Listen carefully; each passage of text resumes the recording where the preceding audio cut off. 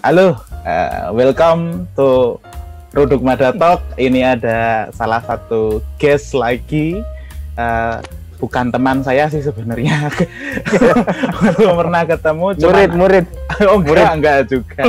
Ada satu sesi bareng, belajar bareng ya Mas Ardian kita gitu. Ini nggak tahu sebenarnya beliau ini itu fokusnya di mana, tapi sejauh yang saya tahu masih di sekitaran dunia keamanan IT ya. Jadi monggo kalau mau ditambahkan Mas Ardian perkenalan. Oh enggak Mas, cukup. Ini kan kemarin kan kita sempat WhatsApp Japri-Japrian istilahnya kita itu ngobrolin sebenarnya. Ini kok ada sedia nasi rames soto babat, ini apa ya Mas ya? Itu ini Mas, menu makanan. Oh, menu makanan. Lagi di warteg ya ini ya? Ya betul, lagi di warteg. WFH kan di warteg. Warteg berarti WFW. Ya iya. Oke. Work from warteg. Ya, kemarin ngobrolin ini apa tentang SDM di Indonesia ini Mas. Kan saya juga agree juga gitu kalau Mas Ardian itu kan sempat nge-mention bahwa percaya sama potensi SDM anak bangsa gitu. Nah, sebenarnya apa sih yang diragukan? Nah, ini berarti sekarang tak tanya yang diragukan sama potensi anak bangsa itu apa sih sebenarnya? Diragukan. Aku kan nggak pernah bilang meragukan, Mas. Oh, nggak pernah. Berarti emang apa harusnya nggak diragukan? Saya optimis, nggak meragukan. Oke. Kita nggak berbicara di dunia keamanan IT aja, tapi yang di luar itu juga harusnya capable untuk itu ya. Nah, sekarang bagaimana ketika ada beberapa orang yang memang punya mindset seperti itu, bagaimana cara untuk mengedukasi agar memilih untuk mengambil dari SDM lokal aja? Ini sebelumnya disclaimer ya Mas? Oh mungkin? Boleh, silakan lancar. Santai. Disclaimer, jangan berpikir mendapat ide-ide baru dari diskusi ini.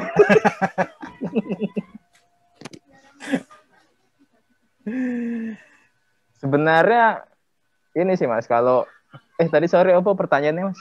Edukasi, Mas yang ngasih tahu bagaimana menyarankan ngambil SDM lokal aja gitu kan? Sebenarnya sih nggak kalau itu karena gini sih, kalau ini menurut pandangan aku ya, kalau yang saat ini terjadi di industri apalah itu, katakanlah industri kerja lah, kan sudah mindset rata-rata orang ketika biasanya mendapatkan support dari engineer luar lah, engineer asing itu kan dia pasti punya rasa confident yang lebih lah daripada support dari engineer lokal. Ya nggak bisa disalahkan sih, nggak bisa disalahkan juga. Tapi ya maksudnya harus ada sebenarnya itu sifatnya kayak memberi kesempatan untuk engineer lokal ini dia membuktikan capability-nya. Nah, sebenarnya sih bisa dari macam-macam industri, kayak misalkan nggak hanya di IT, misalkan industri pabrik atau pabrik pun ya mungkin sama juga ya, ketika ada mesin problem atau misalkan dia beli mesin di luar, di Jerman katakan atau di Jepang, yang mungkin di Indonesia nggak ada engineer-nya gitu. Ataupun mungkin ada, tapi ya mungkin nggak disupport misalkan dari prinsipalnya, atau misalkan hanya disupport dari distributor yang di Indonesia, mungkin ada rasa sedikit worry ya terkait ketika nanti ketika ada insiden atau problem yang mungkin agak kompleks itu, mungkin ya ada rasa ketakutan itu, dan ya wajar sih, tentang hal itu wajar. Cuman kadang mindset yang berlebihan terkait semua itu terkait SDM Indonesia itu nggak punya potensi yang bagus, itu mungkin yang rasa berlebihan itu mungkin kurang tepat ya. Kira-kira gitu ya Mas ya jawabannya. Siap. Menurut opini saya. Siap. Ini mungkin bisa berbeda dengan yang lain. Iya.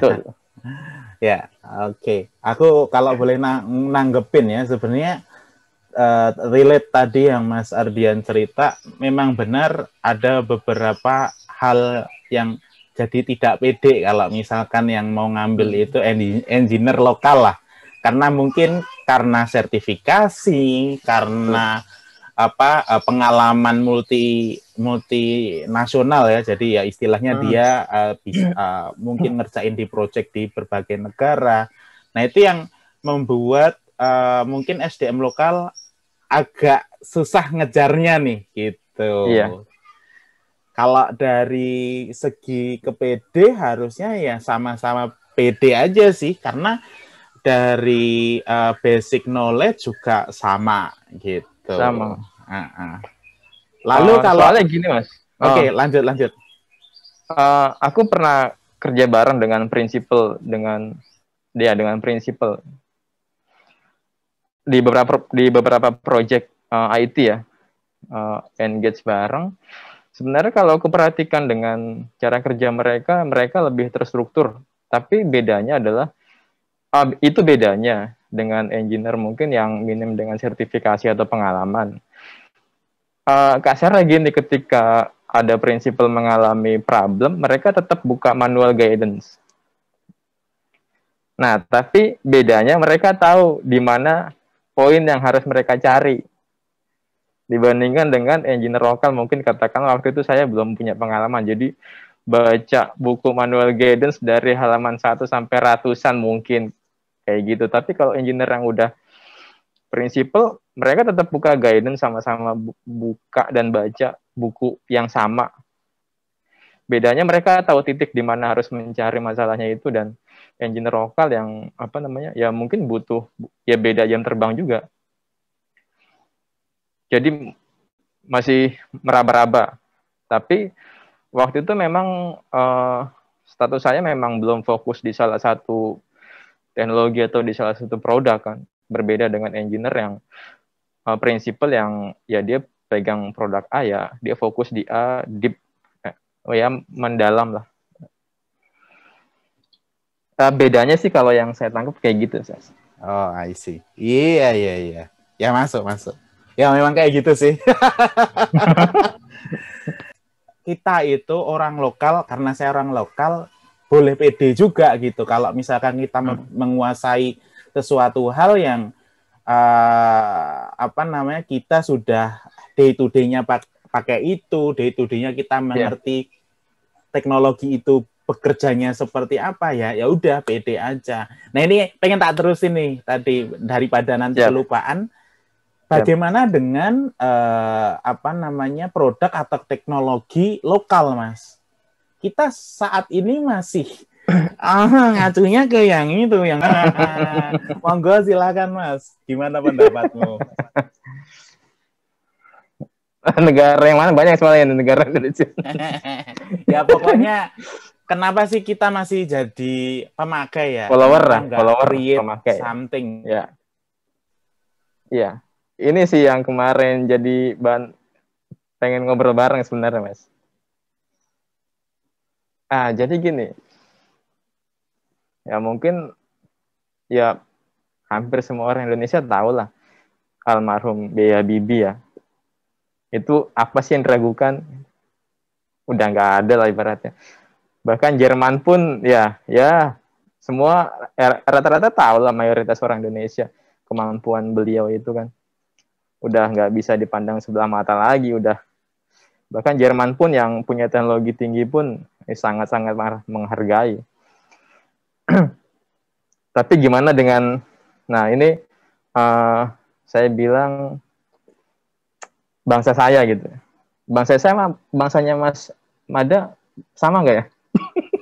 Oh, sebentar, saya ngelihat KTP dulu, Mas. Ya pokoknya saya bilang bangsa saya ya. Mungkin beda juga bahasanya, Mas. ya tapi kalau di bangsa saya beda, Mas.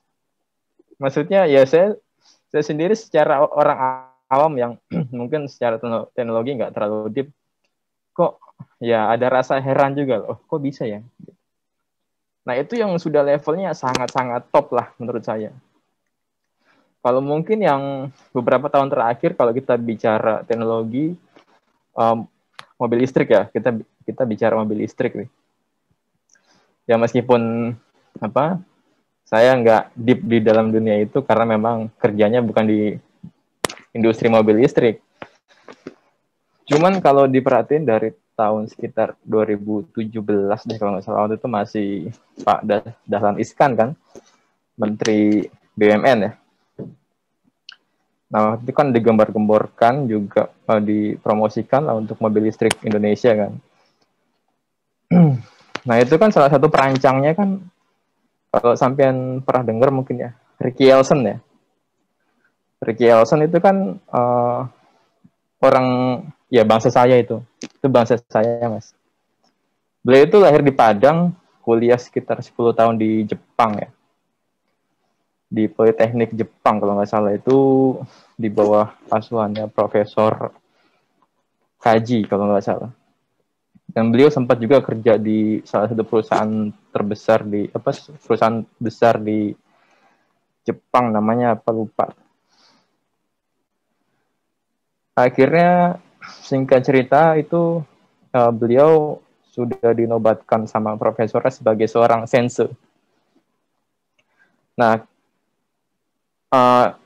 itu udah bukan lagi murid dari si Profesor Kaji itu. Akhirnya dia sudah disebut sebagai sensei dan dia boleh berpetualang. Akhirnya dia pulang ke Indonesia. Nah, dia keliling Indonesia. Ya, dan akhirnya ya prihatin dengan kehidupan yang dia di Jepang ketika kembali lagi ke Indonesia. Karena mimpi dia adalah perancang mobil F1. Nah, perancang mobil F1 itu akhirnya dia sebenarnya nggak mau sih kerja di perusahaan Jepang yang saat itu dia bekerja tuh. Karena itu lebih ke arah mesin-mesin listrik. Nah, akhirnya diarahkan oleh profesornya itu, oh kamu bisa nanti jadi perancang mobil F1. Tapi F1 di masa depan adalah F1 yang tidak lagi menggunakan bahan bakar, tapi melainkan menggunakan energi listrik.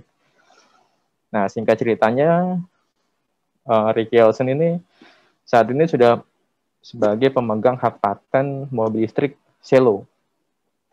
Salah satu ada salah satu yang jelas kelihatan ya, itu mobil. Ya, jelas kelihatan. Nah, itu itu salah satu contoh individu anak bangsa Indonesia yang sebenarnya kalau dikasih kesempatan, nah sebenarnya simple aja sih kalau misalkan kita pesawat aja bisa ibaratnya urunan gitu lah. Yang mau sama mobil listrik ya mungkin butuh waktu lama, tapi bukan suatu hal yang mustahil buat ya urun dana aja gitu kan ibaratnya. invest kan gitu ya. Ya, invest katakanlah seperti itu. Kalaupun sekarang memang belum walaupun mungkin saat itu belum masuk lulus uji emisi, tapi sebenarnya kan nggak ada teknologi yang langsung sempurna ya. Mungkin Mas Mada juga tahu pasti semua itu butuh version kan, mulai dari beta, alpha dulu. Alpha sampai terus nggak ya terus improvement, continuous improvement sih sebenarnya. Itu susah kalau misalkan dilakukan lobby doang kalau secara personal lah. Itu mesti kayak B2B dan segala macamnya lah. Company kayak gitu. Ya. I see. Nah, itu salah satu kendala yang itu ya. Terkait itu sih, Mas. Nah, itu salah dua contoh lah. Yang satu udah sangat-sangat hebat, yang satu ya hebat juga gitu. Cuman kan nggak saya rasa sih nggak banyak orang tahu. Cuman di negeri sebelah itu jadi ini, Mas. Jadi ya. Jadi itu, Mas, di negara sebelah.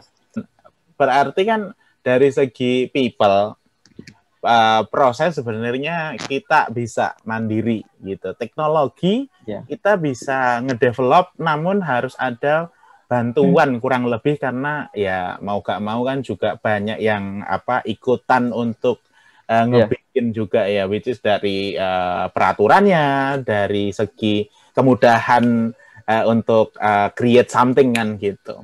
Nah, sekarang kalau kita geser dulu, Mas, tadi ngomongin produk, Eh, saya percaya kalau kita tak balikin di IT ya, percaya bahwa banyak produk open source yang didevelop oleh teman-teman kita karena kita sebangsa Mas. Habis tak lihat di KTP ternyata sebangsa Mas ya. Iya. Sama berarti ya. Sama. Itu Mas, apa namanya, banyak gitu yang develop open source. Mungkin sampai yang terakhir sampai POC untuk ngedetect apakah ada vulnerability di something version something kan gitu. Nah, kenapa yang kayak gitu tuh nggak di up gitu loh Mas? Padahal saya sendiri, ini pendapat pribadi ya, percaya bahwa orang Indonesia itu bisa buat kayak gitu. Jadi setidaknya itu kita jangan jadi, kalau katamu jangan istilahmu kan followers gitu lah. Kapan kita itu bisa jadi leader gitu kalau kita pakai terus. Nah itu sih kalau opini saya terkait dengan produk lokal gitu. Teknologi sekarang kan udah masuk desa Mas. Contohnya industri perikanan ya. Perikanan mungkin kalau sampean tahu ada e-fishery kan. E-fishery itu kan budidaya ikan kan, lebih ke pakan kan, gimana dia kelola pakannya, dia bisa monitoring pakai IoT, pakai ada webnya ya kan. Nah itu kan ya itu itu contoh ketiga berarti ya. Contoh ketiga dari SDM Indonesia yang sebenarnya nggak bisa dipandang remeh lagi. Opini saya dari anak-anak muda itu termasuk saya ya mungkin sebagai enggak anak muda, sampean enggak anak muda.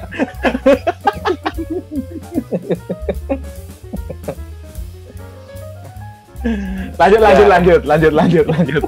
Aduh lupa ini. Ya, perbanyaklah masalah di saat muda. Dan ketika nanti tua itu udah banyak solusi, insya Allah sih. Oke, mantap banget. Jadi jangan bisa memberikan suggest untuk anak yang muda-muda juga. Jadi regenerasi itulah. Gitu sih. Ya itu aja lah Mas. Oke, thank you Mas Ardian udah talk di Ruduk Mada Talk. Mungkin kali nih kita next time ngebahas yang lebih berbobot tapi tidak sensitif. Ngebahas ini aja lah, musik gimana caranya musik koplo ini bisa maju ke internasional. Waduh. Oke, terima kasih, bye. Ya, thank you Mas. 3, 2, 1. Waalaikumsalam.